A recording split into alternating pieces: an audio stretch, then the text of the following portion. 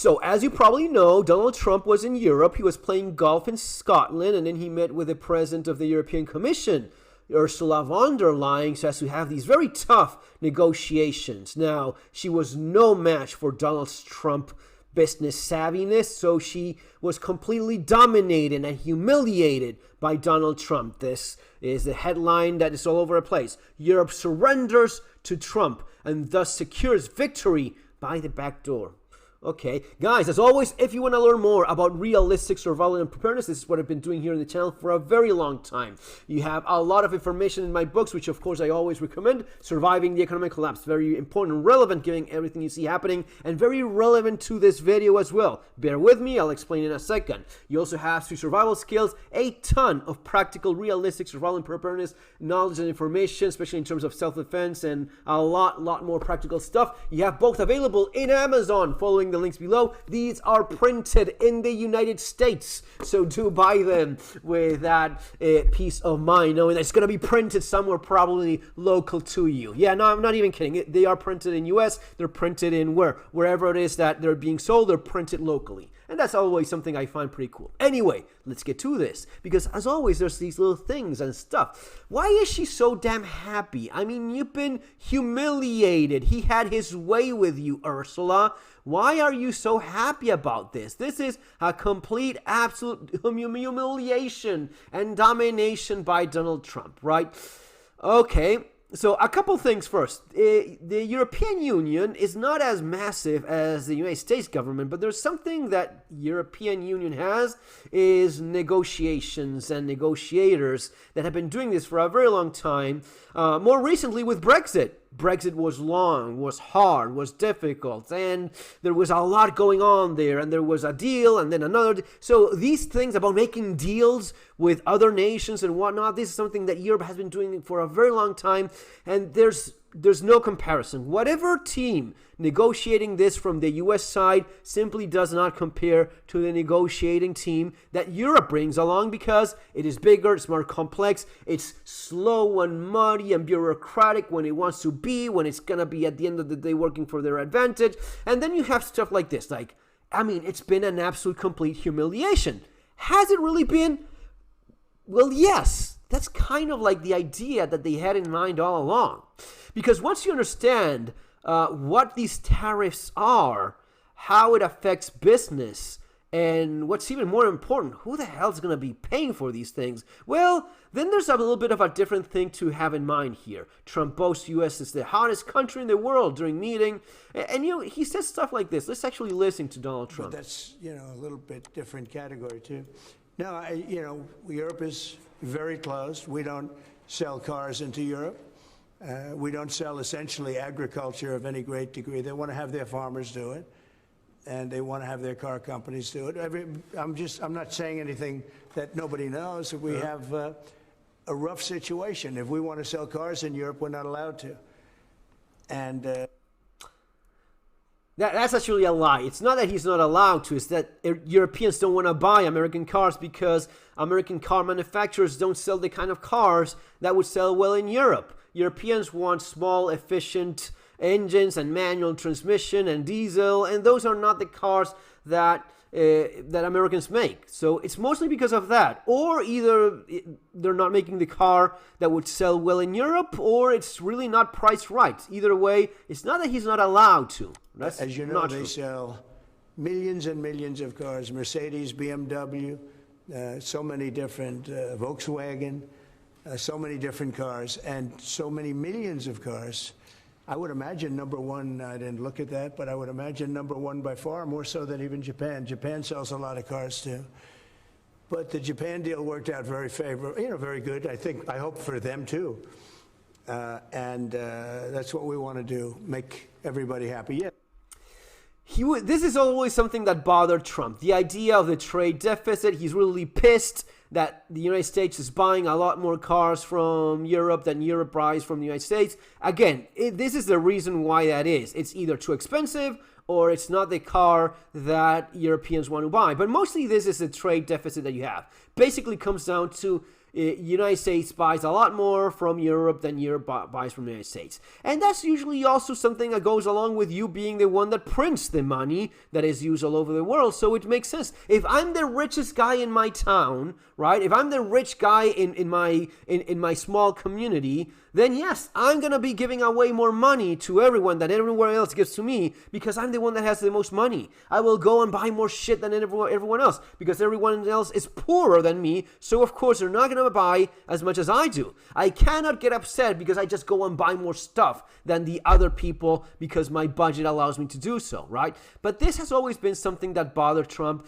and this is always something that has been in the thing with the tariffs, right? The idea of trade imbalance being something that you should be fixing with tariffs, which is really not a thing. And it was very difficult to convince Donald Trump that, look, if you have a trade imbalance, it's not a tariff that we impose on you. It's just you buying more than we buy from you. That's not something that is unfair. That's simply the reality of the economies of each region or each country or even each continent, right? But there was no way to work around this. And at the end of the day, Europe had to surrender and basically accept this that you see here, right?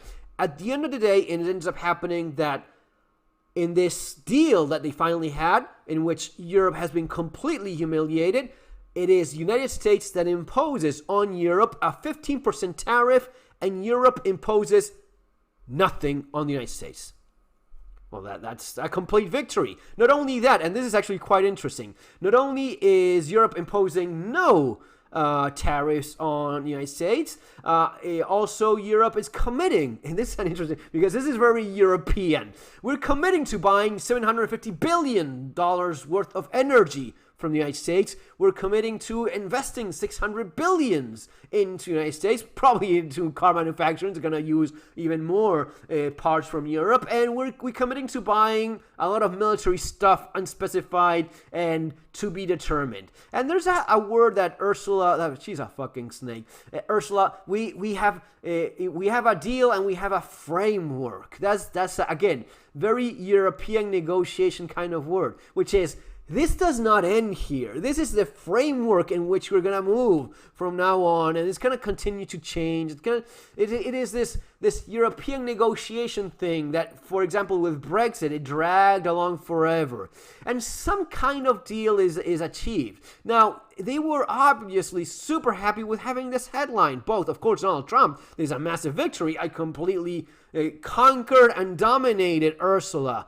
By the end of our meeting, she was exhausted and dehydrated out of so much that I did to her. Fucking disgusting. But this is how people think. People read this and they're happy. We completely dominated and did this stuff. Look at this stuff, right? Look at this. Europeans, not Trump, ended up chickening out. This is from Bloomberg. Fortune as well. As I was showing you, this is the kind of headline that means a massive political victory for United States back home. And then there's the reality, because, and of course there's there's 15% tariffs imposed on from the United States on Europe for a bunch of things, except for some of these things that are critical and they were not negotiable. So in terms of aircraft parts and some machinery, and some, not machinery. Machinery is the kind of thing that the American hardworking class will suffer, and I'll get to that in a second. But this is the semiconductors, aircrafts, things that would have affected the business of the elite. Those zero tariffs. They still buy those from Europe without any problem. Though the guys on top, right? Everyone else. A little example of what I mean by this. For example, energy purchases, $750 billion. Europe is already buying energy from the United States in many ways so as to compensate for the non-buying of rent, which I believe is still buying. But anyway, you know what's the most interesting part about this? This is a commitment that they have for the rest of Trump's term.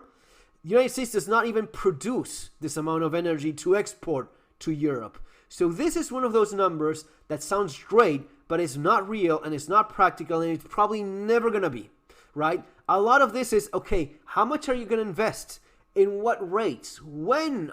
These are the things that are headlines And these are the things that look like, yeah, I mean, I got everything from Ursula von der Leyen.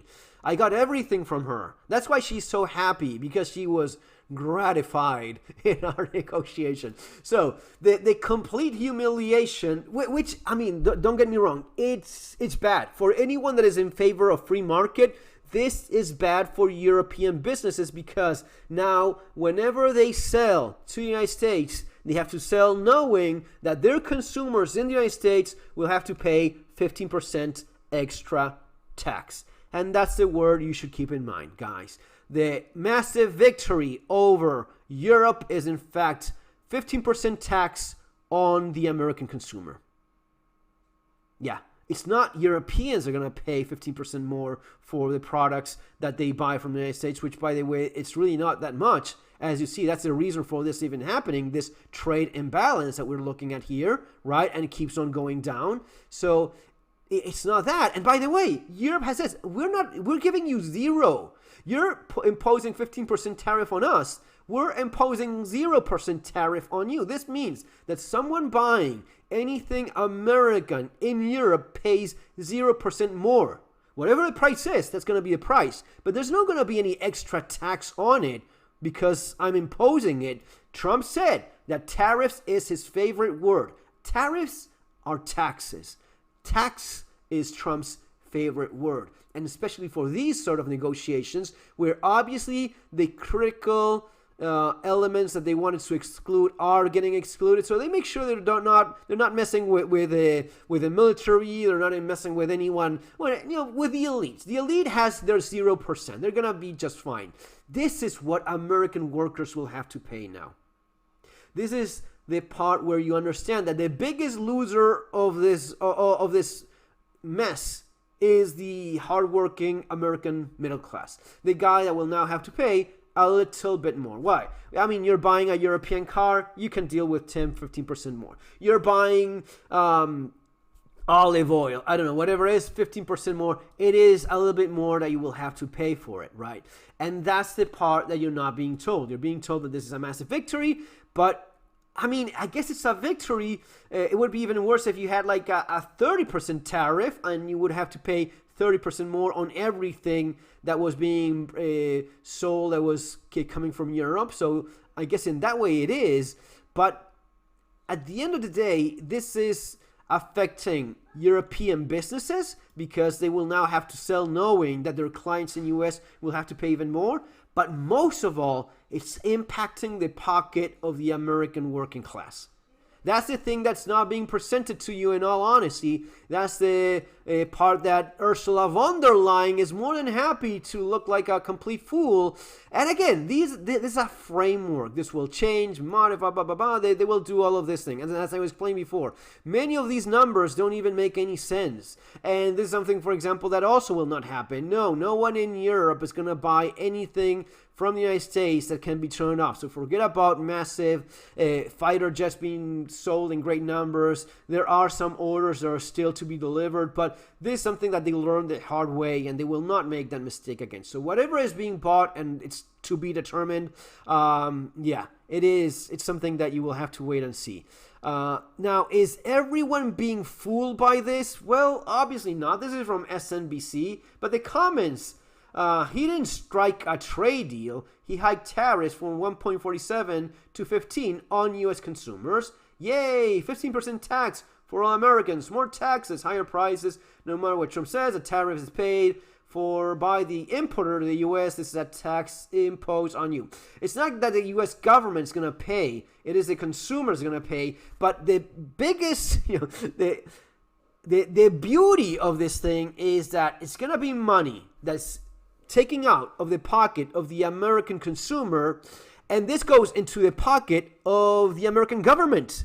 And the American government now has more billions and billions and billions out of the pocket of the American consumer.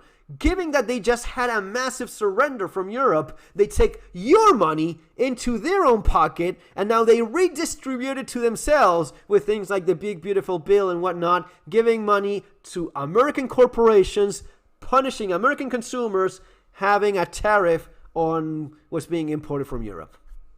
That's the way it is, guys. That's the actual truth.